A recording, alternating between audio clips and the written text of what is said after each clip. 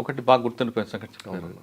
ఇంకా బాగా మనసుకు దగ్గర అయిన కానీ మనసుకు బాధపడే సంఘటనలు కూడా ఉంటాయి కదా. అరే అన్యాయంగా వీళ్ళని కొట్టాము, అన్యాయంగా వీళ్ళకి బాధ పెట్టాము, అటువంటి సంఘటన ఉందా? బాధ పెట్టే సంఘటనలు అయితే మేము చేయలేదన్న ఇక్కడ కూడా. ఏదైనా ప్రజల కోసం ప్రజలకు అనుకూలంగా పార్టీ పద్ధతినే చేసినాం. కానీ ఇంట్లో చదువుకుంటాను వచ్చి ఈ విధంగా చేయడం ఎప్పుడైనా తప్పు అనిపించలేదా? తప్పు అయితే ప్రజల కోసం ప్రజలు ఎదుర్కొన్న సమస్యలు ఉన్నాయి. అప్పుడు భూస్వామ్య సమస్యలు ఉన్నాయి, వెట్టి చాకరీలు ఉన్నాయి, తర్వాత ఈ చారాయి ఉన్నది, అసమానతలు, అవమానాలు, అంటరానితనం ఇవన్నీ ఉన్నాయి. అవన్నీ మేము పే చేసినాం కాబట్టి ఇవన్నిటికంటే మనకు మంచి మార్గం ఏంటంటే పీపుల్స్ ఫర్ పార్టీ. వీళ్ళ ద్వారా పోతే న్యాయం జరిగితే ప్రజలకు జరిగితే మనకు జరుగుతుంది. ప్రజల కోసం మనం ఎంత పోరాటమే చేద్దాం, త్యాగంగా అయిదాం అనేసి అట్ట వెళ్ళిపోయినాం మనం. అచ్చా, ఈ క్రమంలో మీది 10వ క్లాస్ పాస్ అయ్యారా, ఆగిపోయిందా? లేదా ఆగలేదు, పాస్ కాలేదు. తర్వాత ఏంటి మీది? మేము తర్వాత యాక్షన్ చేస్తున్న క్రమంలో రిప్యుటేషన్ పెరిగింది నా మీద. నేను నా మిత్రుడు గంగపురం భిక్షపతి అని ఉండే, అతను కూడా ఇద్దరం సేమ్ రిక్రూట్ అయ్యాం పార్టీలో వెళ్ళిపోయినాం. అతనేమో ఇక్కడ ఆలేరు కొంచెం మేము అతను నేను కలిసి దళంలో ఒక 6 నెలలు ఇక్కడ పనిచేస్తున్నాను ఆలేరు. తర్వాత అతను ఇక్కడే ఉన్నాడు, నేను నల్లమల్లకి వెళ్ళిపోయాను. ఆలేరు వెళ్ళకముందు మీరు పనిచేస్తున్న కార్యం ఆలేరు కన్నా అంటే నల్లమల్లికి వెళ్ళకముందు ఆలేరు దీంట్లో చాలా ఇష్యూస్ జరిగాయి కదా. అవునన్నా, ఒకటి చెప్పండి. అందులో బాగా ఇసుక మాఫియా ఉండే. అప్పుడు ఇసుక మేము వద్దు, భూగర్భ జలాలు అడిగంటి పోతాయి, ఇసుకను తవ్వద్దు, సప్లై చేయొద్దు అనేసి మేము ప్రజల అవసరాలు ఇస్తే ఉంటే ట్రాక్టర్తో కొంత ఎడ్ల బండితో తీసుకొని పోయి అవసరం పడకుండా బయట ఎక్స్పోర్ట్ చేయొద్దు అనేసి మేము ఎంత చెప్పినా కాంట్రాక్ట్ వినలేవాళ్ళు. వినకపోయేసరికి మేము అందరినీ మా పార్టీ ఆర్గనైజేషన్ ప్రకారంగా కమిటీ ఆధ్వర్యంలో వాళ్ళని పిలిపించినాం. కాంట్రాక్టర్ని పిలిపించి ప్రజల మధ్యలో శిక్షించినాం, వాళ్ళు లారీ తగలబెట్టినాం. సమస్య పరిష్కారం అయినప్పుడు బంద్ చేసినప్పుడు ఆలేరులో ఉన్న సమయంలో పెంబర్తి మీ పక్కనే అక్కడ కొండపల్లి సీతారామయ్య గారు ఒక సమావేశం ఉంది, దానికి మీరు ఉన్నారా? మీకు తెలియదు? లేదు. లేనా? రైట్. మరి గుట్ట ప్లాస్ స్టేషన్ ఏంటండి? అది ఎప్పుడు నల్లమలకి వెళ్ళిన తర్వాత ఇక్కడ ఉన్నప్పుడైనా? నల్లమలకు పోయి పెద్ద పెద్ద యాక్షన్కు మెయిన్ కొంతమంది సెలెక్ట్ చేస్తుంది, అది రాష్ట్ర కమిటీ. నల్లమలకి మీరు ఎవరికి బాధ్యులు? మీరు అప్పుడు బుర్ర చిన్నే గౌడు, మాధవ్ మల్లన్న, హలియస్, శ్రీశైలం ఉంటాయి. అతను మా బాస్. అచ్చా, మీకు బాధ్యులు. ఓకే. నల్లమలలో మీరు ఎక్కడెక్కడ పనిచేస్తారు? నల్లమల్ల దాదాపు అప్రోపర్ట్ ఏరియాలో బాగా చేసిన, నల్లమల్ల బాగా చేసిన. నేను ఎంతసేపు రీజనల్ కమిటీ పరిధిలో ఉన్నటువంటి పనులు చూసుకునేది. ఓకే. దానికి సంబంధించి యాక్షన్ టీం చేసేది. ప్రతి దాడిలో మేము అసల్ టీంలో పనిచేసేది. ప్రతి దాడిలో అసల్ టీం నాది. మేము చేసిన దాడిలో ఎక్కడ కూడా మేమున్న దాడిలో మాత్రం పేరూరు కాలేదు, మేము సక్సెస్ అయినా నల్లమలలో. అన్నిట్లో నల్లమలలో మీకు బాగా గుర్తుండిపోయిన దాంట్లో చెప్పండి. ఒకటి చెప్తున్నా, ఒకటి కుడికిలలో స్కూల్ దగ్గర పోలింగ్ జరుగుతుంది కదా, పోలింగ్ బందోబస్తు వచ్చారు. మేమేం చేసినామంటే కౌంటర్ దాడి చేయాలి. అప్పటికి మా మీద దాడి చేసారు ఒక దగ్గర. మేము ఒక దాడి చేయాలి ఈ ఎలక్షన్స్ స్టంట్లో కాబట్టి ఆ విలేజ్కి వచ్చినాం. వీరవల్లి కుడికిల్ల విలేజ్ నల్లమలలో. విలేజ్కి వచ్చినాక మేము డ్రెస్సులోనే ఉన్నాం, కానీ డేలో పోవాలి, దాడి చేయాలి. ఎట్లా చేయాలి అని మేము పైకి మలుచుకొని, పైకి వెళ్ళి లుంగిలి కట్టుకొని, పైకి వెళ్ళి వైట్ షర్టు సివిల్ డ్రెస్ వేసుకొని, బ్యాగులు అన్నీ కిట్టి బ్యాగులు అన్నీ ఒక దగ్గర మూట కట్టినాం. ఒక చెట్టు దగ్గర తుపాకులు అన్ని చెద్దల్లో పోలు చేసినాం. దాన్ని చుట్టేసినాం, తుపాకులు అవపాడుకుంటాం. ఒక 2 పెద్ద కట్ట పట్టుకున్నాం. ఏడి పోతున్నారు మీరు అంటే చింత దులుపుతందుకు పోతున్నాం. మేము ఊళ్ళల్లో ముద్దాలు చింత దులుపుతారు కదా సార్, మేము అట్లా చింత దులుపుతందుకు పోతున్నాం. చింతలు పట్టుకొని కాంట్రాక్ట్కి వచ్చినాం అని చెప్పుకుంటూ వెళ్ళిపోయినాం. దగ్గరికి పోయి మేము ఫైరింగ్ చేసేదాకా వాళ్ళకి తెలియదు. మేము ఫైరింగ్ చేసినాం, దాడి చేసినాం, తుపాకులు గుంజుకొని పోయినాం. ఆ దాడిలో మనకు చాలా ఇబ్బంది జరుగుతుండే. మాధవన్న మాకు కాషన్ ఇచ్చిన, ఎట్లా చేసి కవర్ టు కవర్ పోయి సీజ్ చేసుకొని రాపై వెపన్స్ అని చెప్పేసి నేను పోయి 3 వెపన్స్ తీసుకొచ్చిన. పోలీసులు అప్పుడే వాళ్ళ ఆపోజిట్ చేయలేదు? చనిపోయారు వాళ్ళు. ఎంతమంది? 2 చనిపోయారు. పోలీస్ సిబ్బంది కాదు, మన ఎలక్షన్స్ పోలింగ్ సిబ్బంది కూడా గాయాలైనాయి. 3 వెపన్స్ అయినాయి. వాళ్ళకు కూడా మేము తర్వాత ఆ సిబ్బందికి మేము ట్రీట్మెంట్ చేసి నీళ్ళు దాపించి వెళ్ళిపోయినాం. మా వల్ల తప్పు జరగలేదు, అనుకోకుండా జరిగింది, మేము దాడి చేయడం కాదు అని చెప్పినాం సిబ్బంది. అంటే ఆ దాడి రెక్కి లేకుండా చేశారు? రెక్కి లేకుండా చేసినాం. ఓకే. నల్లమల్ల వెళ్ళిన తర్వాత ఒక పోలింగ్ బూత్ మీద దాడి చేశారు. పార్టీలో మీకు ఒక పట్టు వచ్చి ఉంటుంది, పార్టీకి మీ మీద కాన్ఫిడెన్స్ వచ్చి మిమ్మల్ని బాధ్యతలు ఎక్కువ చేస్తుంటారు. అవును. ఆ బాధ్యతలు పెరిగిన తర్వాత మరొక దాడి ఎక్కడ చేశారు?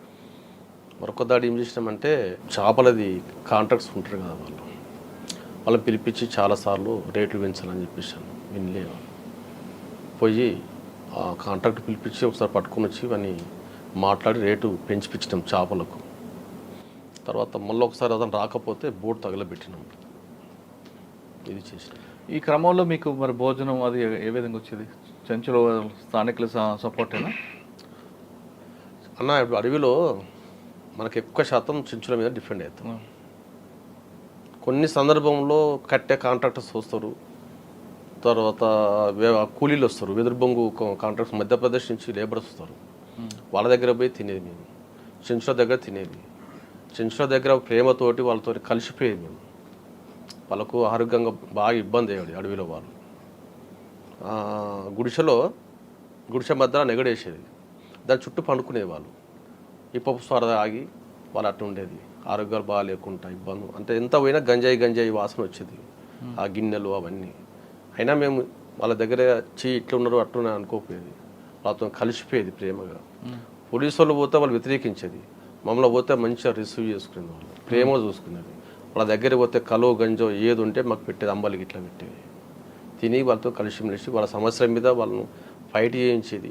వాళ్ళకు ఉన్నటువంటి ఎడ్ల బండ్లు, సోలార్ లైట్లు, తర్వాత వాళ్ళకు పోడు వ్యవసాయం ఏమీ నేర్పించడం, వాళ్ళకి అన్నీ చూపించడం. అంటే ఇవి కాకుండా నల్లమలలో ఉన్న చెంచులు అప్పట్లో ఎదుర్కొన్న సమస్యల మీద మీరు అంటే ఎక్కువ ఏ సమస్యలు ఉండేవి? ఇప్పుడు వాళ్ళకు ఐటీడీఏ సంస్థ ప్రాజెక్టు వాళ్ళు ఉంటారు. ఇలా అక్కడ ఉన్నటువంటి అడవిలో ఉన్న సంపద అయిందంటే, ఇప్పుడు జింక కొమ్ములు, దుప్పి కొమ్ములు రాలిపోతే వాటిని తీసుకొని పోయి ముక్కలు చేసి వస్తు మార్పు లెక్క అక్కడ రేషన్ షాప్ ఉండేది. ఈ వస్తువులు వాళ్ళకి ఇస్తారు, దానికి సంబంధించి కాస్ట్లు ఎంత అయితే ఉంటాయో ఆ వస్తువులు తీసుకొచ్చుకొని వీళ్ళు జీవన విధానం చేసేది. అవును.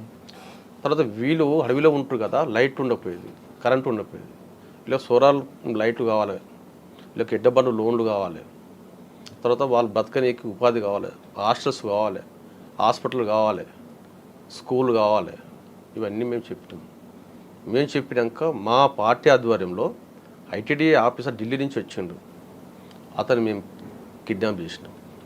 అన్ని చెంచుగూడలో ఉన్నటువంటి అందరు పిలిపించి అక్కడ కూర్చోబెట్టి సమావేశం ఏర్పాటు చేసి, మేము చెంచులం, మాకున్న పరిస్థితి ఇట్లున్నాయి అడవిలో, మీకు ఇవన్నీ మాకు శాంక్షన్ చేయాలి అని మేము డిమాండ్ చేస్తే, ఆ ఆఫీసర్ ఉన్నప్పుడు ఆఫీసర్ పోయి అన్నీ శాంక్షన్ చేయించేసాం. పార్టీ ఆధ్వర్యంలో జరిగినాయి అవన్నీ. మీరు ఆలేరు నుంచి నల్లమల వెళ్ళారు సార్. ఆలేరు అనేది కొంచెం ప్లెయిన్ ఏరియా, అవును, గుట్ట చిన్న చిన్న గుట్లు ఉంటాయి. కానీ నల్లమల అనేది కొంచెం టెరైన్ ప్రాబ్లం ఉంటుంది, చాలా ప్రాబ్లం. మరి ఆ ప్రాబ్లం ఎదుర్కొన్నారా? చాలా ఎదుర్కొన్నాం సార్. ఒక మామూలుగా ఫారెస్ట్లో 50 కిలోలకు బరువు తక్కువకుండా ఉండిపోయేది సార్ మినిమం. మేము ఒక గుట్ట ఎక్కి పైకి పోతేందుకు 3 గంటలు పట్టేది. కింద మామూలుగా తెల్లగా ఎండిపోయిన బట్టలే ఉండేది, పైకి పోయేసరికి మొత్తం తడిసిపోయేది అవి చెమటకు. ఎక్కుతప్పుడు ఎంత కష్టం ఉంటుందో దిగుతప్పుడు ఇంకా అంతకన్నా ఎక్కువ కష్టం ఉంటుంది. సరైన మెట్టు ఉండకపోతుండే, ఎట్లా పోతే అట్లా దిగాలి. కాళ్ళ మీద అంతా బాడీ వెయిట్ బాడీ షేక్ అయ్యేది. ఒక్కసారి బై మిస్టేక్లో రాయి ఏదైనా చిన్న దొరికితే కింద పడిపోవాల్సి వచ్చే పరిస్థితి.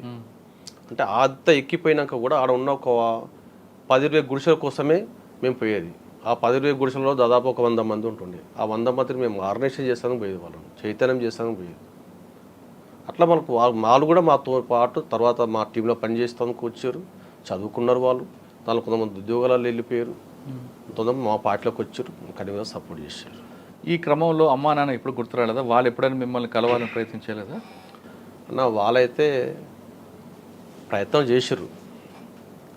ఆలయ దళంలో ఉన్నప్పుడు, దళం వచ్చినప్పుడు, దళం పిలిపించుకున్నప్పుడు నా కొడుకు ఇటు అన్న అక్కడ అన్న పార్టీలో పనిచేస్తుండు, దూరం ఉన్నాడు అన్న, నేను కూడా మీ కొడుకులమే కదమ్మా అని అమ్మ నాయనకు అక్కడ ఉన్నటువంటి దళం అందరూ సంబంధించి చెప్పేది, ఓదార్చేది. నేను కూడా ఎప్పుడు కలవలే. ఎప్పుడు నేను తల్లిదండ్రులకు ఒక కొడుకుని, ఒక చెల్లి, ఎప్పుడు కూడా రాలేదు ఇక్కడ. ఇప్పుడు వీళ్ళు అమ్మ నాయన కంటే మాకు ముఖ్యంగా ఏంటంటే అందరి సమాజం కావాలని కోరుకున్నాం కదా. అందులో ఎంతోమంది పేదోళ్ళు ఉంటారు, తల్లిదండ్రులు లేని వాళ్ళు ఉన్నారు. వాళ్ళే మా అమ్మలు అనుకుని, వాళ్ళే నా అన్నలు, వాళ్ళే అక్క చెల్లెలు అనుకుని మేము పనిచేసాం. సరే, గుట్ట ప్లాస్టిక్ ఎందుకంటే అంత పెద్ద నిర్ణయం తీసుకుంది పార్టీ? అంటే ఫస్ట్ ఇక్కడ పోలీసు హరాస్మెంట్స్ బాగున్నాయి నల్గొండలో. కాబట్టి అప్పుడున్న పరిస్థితుల్లో మాధవరెడ్డి హోంమంత్రి కౌంటర్ చేయాలి అనే ఆలోచనతోటి గుట్ట మీద ప్లాన్ చేసినాం. దానికన్నా ముందు మేము ఒక వారం రోజులు రిహార్సల్ చేసినాం. చేసి ఎట్లా చేయాలి, ఎట్లా వెళ్ళిపోవాలి, ఎట్లా రిట్రీట్ కావాలి అనే ప్లాన్ తోటే రిహార్సల్తో పాటు మేము వచ్చి అటాక్ చేసినాం. అంటే అప్పుడు బ్రహ్మోత్సవాల టైంలోనే ఎందుకు ఎంచుకున్నారు? అప్పుడు పబ్లిక్లో అర్థం కాకుంటారు కదా, ఎవరు బిజీలో వాళ్ళు ఉంటారు, ఆఫీసర్స్ బిజీగా ఉంటారు, ఇక్కడ ప్రజలకు కూడా ఉంటుంది. మనకు అనువైన కానీ ఆ దాడిలో ప్రజలకు ఎవరికైనా గాయం జరిగితే ప్రజలకు కాలేదు. మ్యాక్సిమం పార్టీ ప్రజలకు ఎప్పుడు కూడా నష్టం చేసే విధంగా పనిచేయలేదు, ఎప్పుడు కూడా చేయలేదు. కొన్ని చిన్న చిన్న జరిగి ఉండొచ్చు. దానికి మళ్ళీ పార్టీ మేము సమీక్ష చేసుకొని పార్టీ తరపున తప్పు జరిగితే పోయి క్షమాపణ చెప్పినాం, బహిరంగ క్షమాపణ చెప్పినాం. అంటే మాధవరెడ్డి గారు హోంమంత్రి కాబట్టి అక్కడ ఏదో సంచేషన్ చేయాలనే ఉద్దేశంతో మీరు గుట్ట బ్లాస్టింగ్ చేశారు. అవును. ఒకసారి మళ్ళీ వెనక్కి వెళ్తే గుట్ట బ్లాస్టింగ్కి ఎవరెవరు రెక్కి వేశారు, ఏ విధంగా వేశారు ఒకసారి చెప్పండి. కిరణ్ కుమార్, శ్యామల వెంకటేశ్వర్, మల్లన్న, నలుగురు మేమందరం రెక్కి అంటే ఎలాగ ఎంట్రీ ఎగ్జిట్ అని చూసుకున్నారు? అన్నీ చూసుకున్నాము.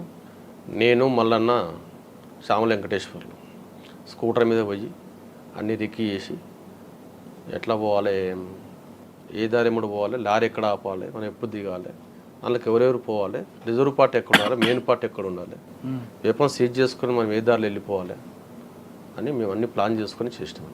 ఓకే, ఒకసారి ఎలా చేశారు చెప్పండి యాక్షన్. ఆ రోజు ఏం జరిగింది అక్కడ? ఆరి మీద వచ్చినాము, ఆపినాం. దిగగానే టీం మన ఉన్నటువంటి స్క్వాడ్ లోపలికి వెళ్ళిపోయింది ఫైరింగ్ చేసుకుంటూ. వాళ్ళు ప్రతిఘటన చేసారు వాళ్ళు, కానీ మనకి కొంచెం ఇబ్బంది అయింది, కానీ ఏం కాలేదు, వాళ్ళకే నష్టం జరిగింది. ఎంతమంది? 2. వెపన్స్ ఎన్ని దొరికాయి? దాదాపు ఒక 15 దాకా దొరికినాయి. ఓకే, మీరు తీసుకొచ్చిన లారీలను బయలుదేరిన లారీ ఒక దగ్గర ఆపి ఆ మెటీరియల్ ట్రాక్టర్లో ఎందుకు తీసుకొచ్చారు? అంటే లారీ మీద యాక్షన్ చేసినాం కదా, లారీ మీద దృష్టి ఉంటుంది వాళ్ళందరి పోలీసు వాళ్ళది, ట్రాక్టర్ మీద ఉండదు. గ్రామంలో అంత అవసరం ఉంటుంది, నిత్యావసర వస్తువుగా ట్రాక్టర్ కాబట్టి ట్రాక్టర్ ఎవరో పోతురు వాళ్ళు అనుకుంటారు అనేసి ఆ రకంగా అట్లా డైవర్ట్ చేసేసినాం. ఓకే, లారీని ఎక్కడ తీసుకెళ్ళి వదిలిపెట్టారు? రాళ్ళజేనిగం అనే విలేజ్ ఉంటుంది అక్కడ. ట్రాక్టర్ ముందే అక్కడ ఉందా? ఆ ట్రాక్టర్లోకి షిఫ్ట్ చేశారు. అంతే. తీసుకొచ్చి ఎక్కడ తీసుకొద్దామని మీరు బయలుదేరారు? అయితే మాకు ఈ దాడి చేసినాక అప్పటికి రవీంద్ర రెడ్డి సార్ డిఎస్పి ఆయన ఊకోడు, మధ్యపాటి సార్ ఊకోడు, శ్రీనివాస్ నాయుడు సార్ వీళ్ళంతా టీం ఊకోరు వీళ్ళు. ఆ విషయం మీకు ముందు తెలుసా? వాళ్ళ సంగతి మాకు తెలుసు కదా, మేము ఎక్కడ చేసినా మమ్మల్ని కోలుకోకుండా ఎమ్మడబడి కొడుతారు వీళ్ళు. కాబట్టి దొరకకుండా కవర్గా వెళ్ళిపోదామనేసి మేము ప్లాన్ చేసినాం. చాలా ప్రయత్నం చేసినాం, కానీ మాకు అదొక్కటే అవకాశం ఈజీగా ఉంది. ప్రతి దగ్గర పోలీస్ పార్టీలు వచ్చేసుకున్నాయి. అక్కడ పోయినాక మేము అటుకెళ్ళి వెళ్ళిపోదాం అనుకున్నాం. అక్కడ డబ్బులు వెళ్ళి మగ్దుంపల్లి ఉంది కదా, మగ్దుంపల్లి నుంచి మాకు ఈ మూసి బార్డర్ ఉంది కదా, అటుకెళ్ళి వెళ్ళిపోదాం అనేసి అనుకున్నాం. ఇటు డైవర్ట్ అవుతారు పోలీస్ పార్టీలు అనేసి, ఇటు పోవు, ఇటుకెళ్ళి మేము ఇటు వెళ్ళిపోదాం మళ్ళీ అనుకున్నాం. మళ్ళీ భీమ్నగర్ వైపు నుంచి ఇటు వెళ్ళిపోదాం, బొమ్మరామం అట్లా పోదాం అనేసి అనుకున్నాం. అక్కడ అప్పుడేం జరిగింది? ఇక మేము పోతున్న క్రమంలో పోలీస్ పార్టీకి ఉన్నారు, ట్రాక్టర్లో పోతున్నాం, టార్చ్ లైట్ వేసి చూసేసరికి కిరణాలు వేసి ఫైర్ ఓపెన్ చేసిండు. వాళ్ళు కిరణాలు వేసి చూస్తుండు ఎవరు విందని, అప్పటికి కిరణ్ కిడ పడిపోయాడు. ఇక చాలా మీరు లేరు అందులో? ఉన్నాం. మరి మీరు ఎలా తీసుకపోయారు? ఇక ఫైరింగ్ చేసుకుంటూ వెళ్ళిపోయినాం. ఎవరు పరిధిలో వాళ్ళు ఉంటుంది కదా. దాంట్లో ఆ అన్న చనిపోయాడు, కిరణ్ అన్న దగ్గర ఉండే ఏకైక తీసుకొని వెళ్ళిపోయాను. ఇక పోతున్న క్రమంలో జిగ్జాక్ అయిపోయాను. అవుతున్న క్రమంలో అక్కడ పార్టీ ఎదురుపడ్డది, ఇక్కడ పార్టీ ఎదురుపడ్డది, 4 దగ్గర పార్టీలకు ఎదురుపడేసి ఎక్కడ దోత అక్కడ కొట్టేసుకుంటూ పోయారు. అన్న మామూలుకు చాలా ఇంజూరీ అయింది. చాలా. మొత్తం ఎన్ని తుపాకులు తీసుకెళ్లారు? 15 నుంచి 20 దాకా ఉంటాయి. ఓకే, మీరు మూసీ నదికి వెళ్ళకముందే ఆ ఊరికి ముందు రైట్ సైడ్లో స్కూల్ ఉంటుంది. అవును. ఆ స్కూల్ మీద దాడి చేద్దామని ఎందుకు అనుకున్నారు మరి? అంటే డైవర్ట్ చేద్దామని ఇట్లా డైవర్ట్ చేద్దాం, పోలీస్ పార్టీ డైవర్ట్ చేసి. మరి స్కూల్ మీద దాడి ఎందుకు చేయలేదు అనుకున్నారు? కానీ అనుకున్నాం, కానీ మాకు సాధ్యపడలే. పోలీస్ పార్టీ ఫుల్ వచ్చేసి అక్కడికి మాకు సాధ్యపడలే పరిస్థితులు. అంతేనా? స్కూల్లో లైట్ వెలుగుతుందని లేదు, సాధ్యపడలేదు, మాకు సాధ్యపడలేదు. ఓకే, అటుండేట్టు డైరెక్ట్ మీరు పెట్టలేరు రిట్రీట్ అయ్యి? ఇక ఎక్కడ దారిలో వాళ్ళు వెళ్ళిపోయినాం. మళ్ళీ తర్వాత మనం దాడి చేసినాక ఎక్కడ కలుసుకోవాలనేది మనకు ఒకటి ఉంటుంది కదా అన్న, ప్రతి దాడిలో ఉంటుంది. ఆ టైంకి అక్కడ అందరూ కలుసుకున్నాం.